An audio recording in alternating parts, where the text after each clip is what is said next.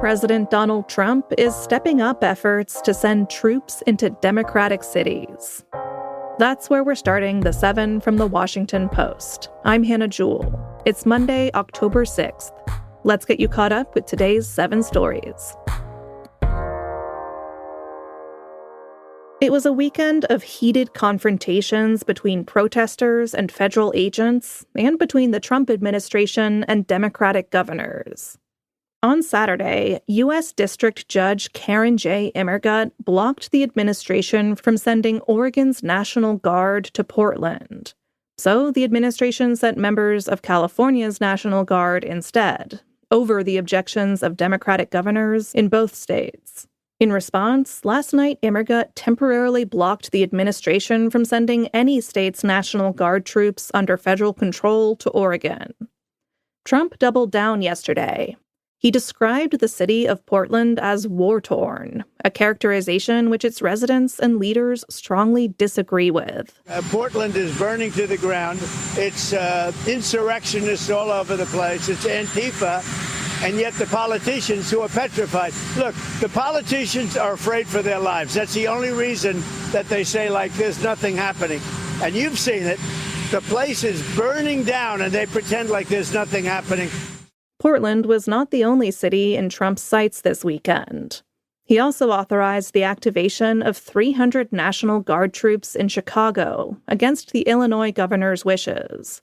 The orders came after heavily armed federal agents shot a woman, sparking further protests. Illinois Governor J.B. Pritzker pushed back on the president's claims, speaking on CNN yesterday. He was claiming that it's mayhem on the on the streets of Portland. He's saying that, Chicago is a war zone. None of that is true. They're just making this up. And then what do? They fire tear gas and smoke grenades, and they make it look like it's a war zone. The rapidly unfolding events in both Portland and Chicago are an escalation of weeks of tension between local residents and officials and the Trump administration. Number 2. Israeli and Hamas officials are in Egypt for high-stakes ceasefire negotiations. After months of deadlock, the two sides are converging for indirect talks over a Trump-backed plan to end the war in Gaza. On Friday, Hamas accepted Trump's plan with certain conditions, but Israel has continued to bomb Gaza with air and artillery strikes since then. The first phase of the plan would see a quick halt to the fighting and the rapid release of Israeli hostages. That's in exchange for Palestinian prisoners held by Israel and a surge in humanitarian aid. Some Gazans are hopeful, but others are deeply skeptical that peace could be imminent after 2 years of nearly relentless Israeli bombardment. Tomorrow is the 2-year anniversary of Hamas's attack on Israel. Number 3.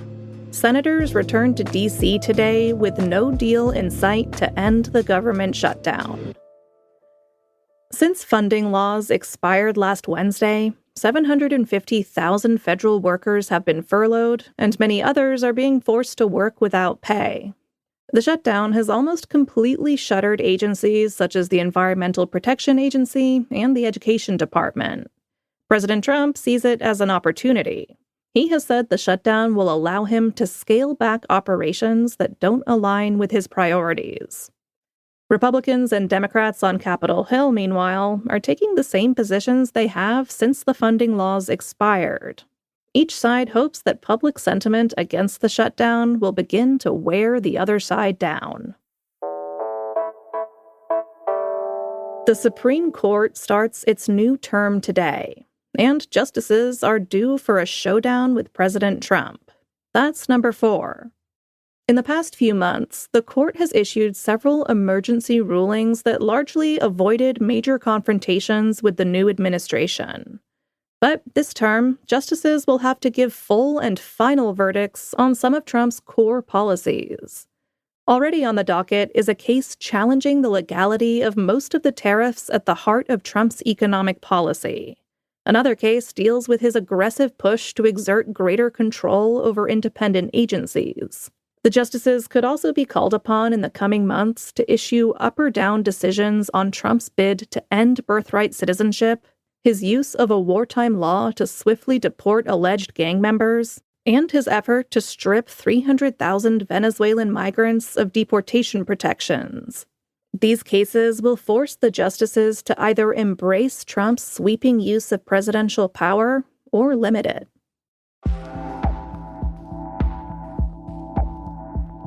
Number 5 is a Post exclusive.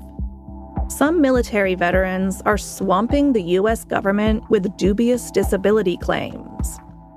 About 6.9 million disabled veterans receive money from the Department of Veterans Affairs because it's assumed their ability to work has been compromised by their time in service. Most of their claims are legitimate. But a Post investigation found that some veterans are exploiting the $193 billion VA program due to lax controls. They are filing millions of claims for minor or treatable ailments, including hair loss, jock itch, and toenail fungus.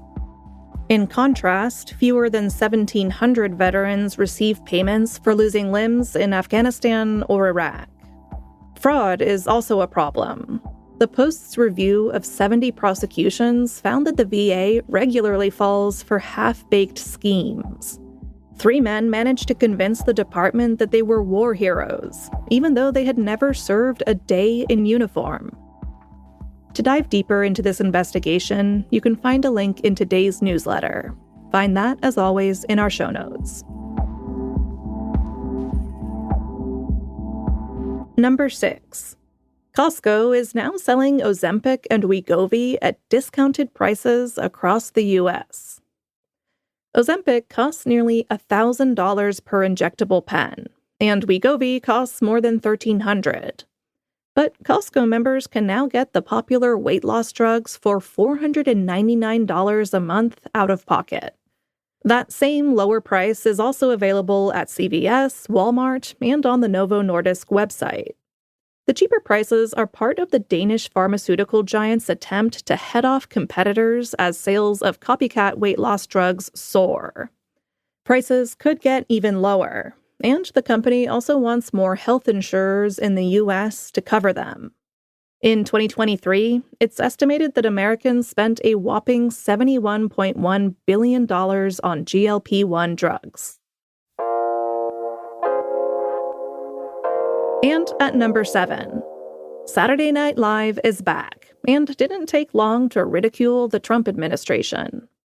SNL returned this weekend for its 51st season. The first show was hosted by the Puerto Rican superstar Bad Bunny. He was just announced as the headliner for the 2026 Super Bowl halftime show, a decision that has been met with a MAGA backlash.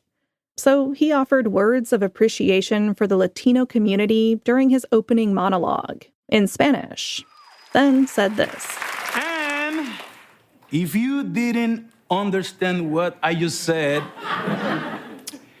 you have 4 months to learn. Then SNL cast member Colin Jost unleashed a new impression, Defense Secretary Pete Hegseth. Jost lampooned Hegseth's speech to top military personnel last week, before James Austin Johnson stepped in with his Trump impersonation. I'm just here keeping my eye on SNL, making sure they don't do anything too mean about me. And they better be careful because I know late night TV like the back of my hand. The 51st season kicks off during an unusual era for political satire. Following the canceling of Stephen Colbert's late-night show and the temporary suspension of Jimmy Kimmel's, political comedy is feeling important again. All right, you're all caught up. If you're a fan of the podcast, there's something you can do to help us out. You can give us a glowing rating or review on whatever podcast platform you're listening on. That helps other people find the show. Or, better yet, think of someone you know who wants to stay informed about the news but doesn't have a ton of time, and send them this episode. Tell them that the 7 can solve all of their problems. Well, some of them. I'm Hannah Jewell. I'll meet you back here tomorrow.